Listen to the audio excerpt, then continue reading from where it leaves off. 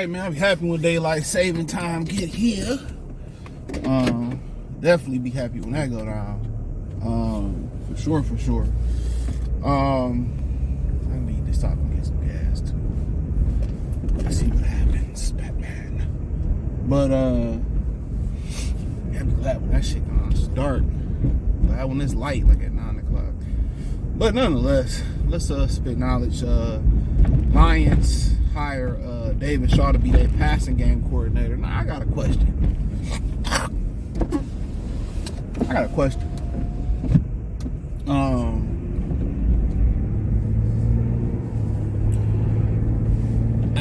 mean, growing up in the 90s, watching football, and maybe I missed it, and growing up, you know, in the 2000s, watching football, did we ever hear about a passing game coordinator?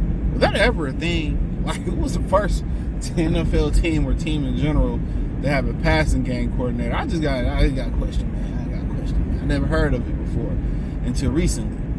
But they pick up David Shaw as the passing game coordinator. He was with John Morton in Denver, and you know, basically John Morton brought him over to help him. Now you got to remember, David Shaw, he took over for Jim Harbaugh at Stanford, and Stanford is hard to win at Stanford. And low key, you know, Notre Dame, Northwestern, Michigan, it's hard to win there too because of the academic standards. So that's why, you know, Brian Kelly left, you know, Notre Dame and went to LSU because it's easier to get athletes in there. That's no disrespect to Louisiana State University or to some of the other teams, but it's just the truth. So it's hard, you know. Stanford is like, you know, that's the Ivy League of the West Coast. If it was in the East Coast, it would be an Ivy League school. You know, I think, you know, it would be. I mean, you know, Dartmouth, I know for those who watch Superbad, y'all probably had never heard of Dartmouth. I'm mispronouncing it. But there was a quarterback in the NFL that went to Dartmouth. You know what I'm saying? I think Ryan Fitzpatrick might have went to Harvard. Dartmouth quarterback, Jay Fiedler. Not Fiedler. What's his name? Jay Fiedler. The quarterback that played for the Miami Dolphins back in the day. Y'all remember. One of them is a kicker. I think Jay Fiedler was his name. He played for the Dolphins. He was all right. He went to Dartmouth. You were like, well, CJ, how did you know that? I think I remember playing quarterback club as a kid, and that's how I knew it, or Madden. You know, I used to play everything but Madden back in the day.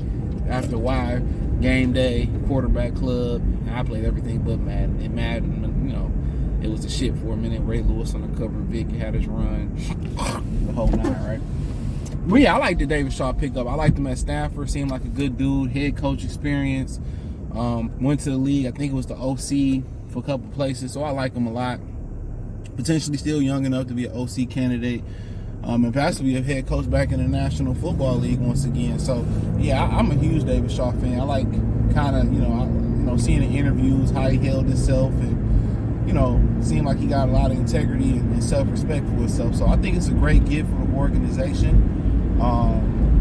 You know, when you bringing in a program, you want to bring in guys that you're familiar with in your program. And obviously Tim Patrick's probably going to get brought back because he's familiar with John Morton. You know, from being in the organization. So with them, so yeah, I think it's interesting. Because David Shaw is a really good dude, man. You're talking about a very high character man, from what I understand and what I've seen. You really don't know what's going on behind the scenes. A high character man you bring into that locker room. So, you know, Dan Campbell continues to give brothers an opportunity. You gotta love it, man. They continue to give brothers an opportunity, man. So, yeah, I want to speak on this, man. I like that he the passing game coordinator, man, and I think he's gonna bring a lot of wisdom into the locker room. I think he's gonna bring a lot of stability. I think he's gonna bring somebody that's easy to speak with. He come with a lot of credibility, man. A lot of credibility, man. So yeah, the Lions retooling. They lost their tight ends coach or something like that, and you know, people talking about what Campbell gonna do. You know, what did Jay-Z say on $1 Million? What was the song? 1 million. So I did it again, then just so that's what Dan Campbell hoping to do. Do it again. Some people just think, you know, Dan Campbell is lightning in the bottle. He caught lightning in the bottle. But as I said before, some of the getting David David Shaw, that was huge. Just the character. And then I seen that Aaron Glenn, he picked up Steve Wilkes to be his defensive coordinator. So I think Aaron Glenn understands that. Look here, I'm not gonna be calling no plays. I'm gonna be a head coach. I'm gonna be a head coach.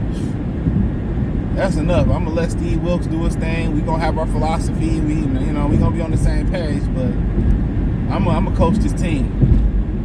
I'm not just gonna come in here and be a defensive guy. So that was a smart move by him. Trying to play call and be the head coach, that's difficult, especially for a first-year guy. So yeah, that's very difficult. But yeah, David Shaw, man, that's a good character. He ain't the rah-rah guy like Deuce Staley and Aaron Rodgers was. He kind of put you in the mindset of a Jim Caldwell type of dude. You know what I'm saying? Tony Dungy, quality guy. Very, very quality. Solid. Wouldn't mind your sister or your mother dating. You know, quality guy.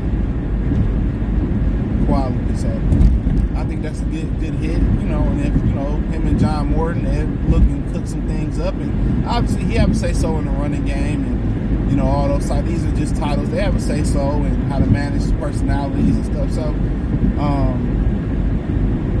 you know, and also Dan Campbell, I've seen say, and I may get to a video or do a short on it, he said he's happy to see Antoine Randall, you know, moving up the ladder. I mean, that's what you want. I don't want, you know, your son can't be a son forever.